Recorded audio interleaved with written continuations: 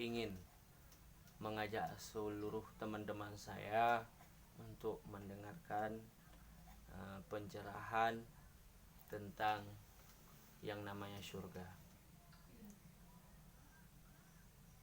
Ada 4 golongan surga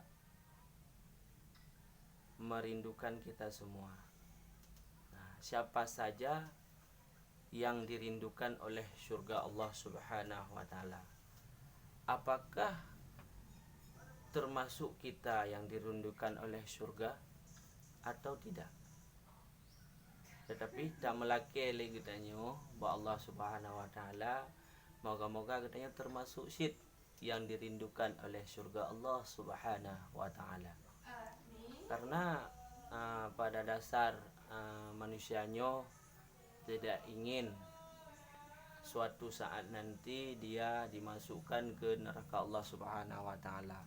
Karena kita sadari yang bahwa siksa neraka itu sangatlah pedih.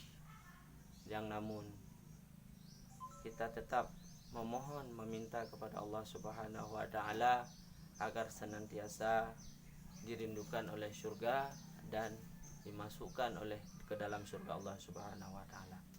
Baiklah semua teman-teman semua, ada 4 golongan manusia yang dirindukan oleh surga Allah Subhanahu wa taala.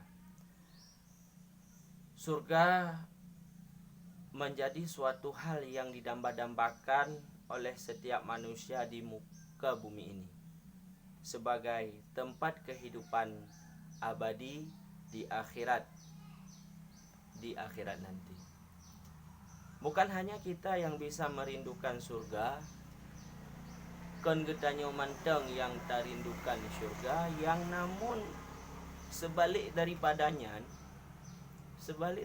itu pun surga merindukan kita. Sungguh bahagianya kita mengetahui dengan ilmu pengetahuan bukan kita saja yang merindukan surga, yang namun surga pun merindukan kita semua. Dari Anas bin Malik, Rasulullah Shallallahu alaihi wasallam bersabda, barang siapa meminta surga kepada Allah sebanyak 3 kali, maka surga akan berkata, si berangkaso manteng yang melaki bahwa Allah Subhanahu wa taala surga nyan surga akan dikeun putra dikeun, ya Allah masukkan dia ke dalam surga. Dan barang siapa meminta dijauhkan dari neraka, maka neraka berkata, ya Allah jauhkan dia dari neraka. HR Tirmizi. Begitu juga neraka.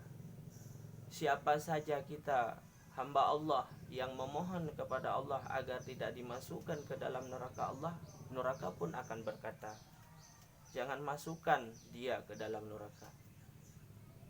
Begitu juga surga. Bila kita memohon kepada Allah Subhanahu wa taala, ya Allah masukkan diriku ke dalam surga, masukkan saya ke dalam surga, surga pun akan berkata, masukkanlah dia ke dalam surga Allah Subhanahu wa taala.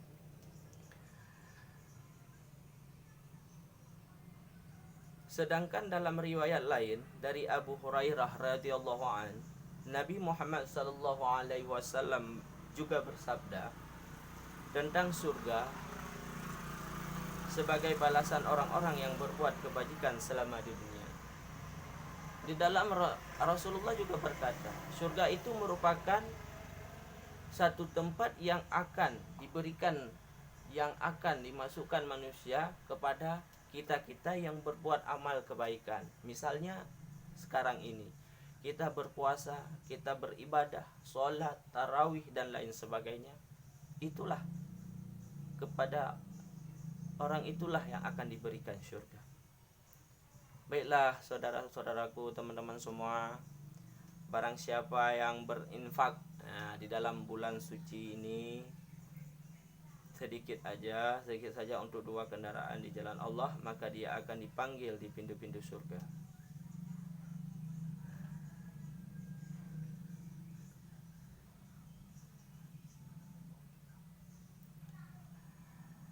Dan oleh karena demikian, tadi kita bilang siapa saja yang dirindukan oleh surga, kita akan melihat. Nah, sebagaimana di dalam kitab Raunaqul Majalis disebutkan adanya 4 golongan manusia yang dirindukan oleh surga. Ada 4 golongan yang dirindukan oleh surga Allah Subhanahu wa taala. Yang pertama, talil Quran.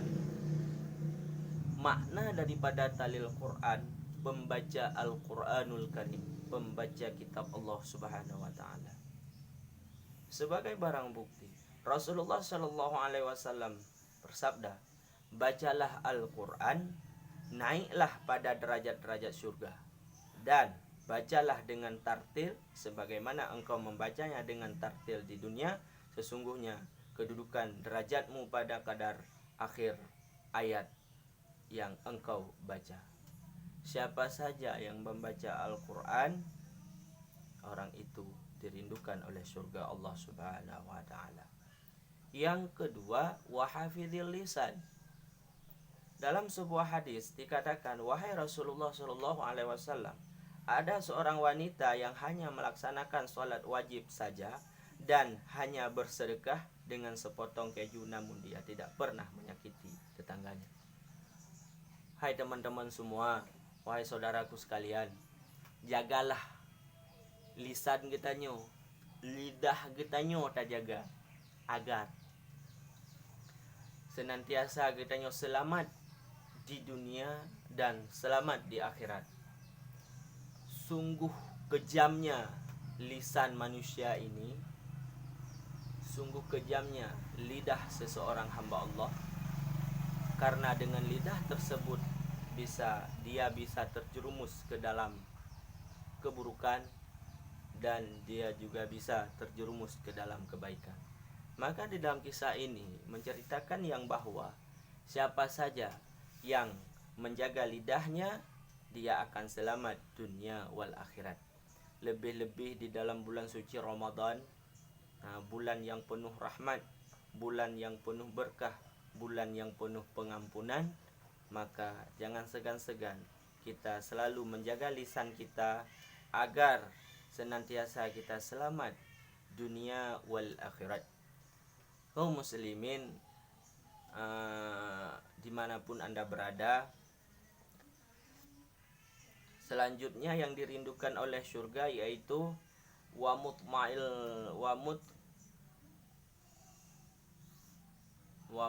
muljian, orang-orang yang memberi makan orang-orang yang kelaparan.